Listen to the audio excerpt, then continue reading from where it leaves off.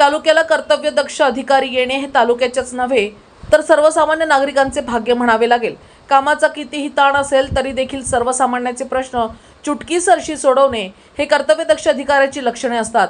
अहिल्यानगर जिल्ह्याच्या शेवगाव पंचायत समितीच्या कर्तव्यदक्ष गट विकास अधिकारी सोनल शहा यांनी तालुक्यातील अधिकाऱ्यांवर अंकुश ठेवून कामांचा एक वेगळाच ठसा उठवला आहे।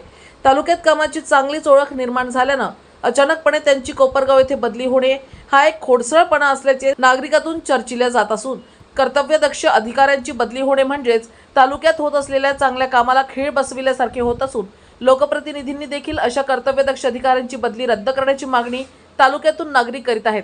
शेवगाव तालुक्यातील पत्रकार संघटनेने देखील याबाबत जिल्हा परिषदेचे मुख्य कार्यकारी अधिकारी आनंद भंडारी यांना बदली रद्द करण्यासाठी वरिष्ठ पातळीवरून प्रयत्न करण्यासाठी देखील निवेदने दिली आहे। न्यूज एक्सप्रेस करिता जयप्रकाश बागडे, अहिल्यानगर, शेवगाव।